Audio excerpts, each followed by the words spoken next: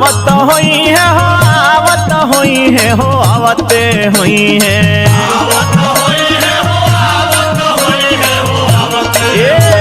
सुनी के भक्त के पुकार भोला बाबा आवत हुई है।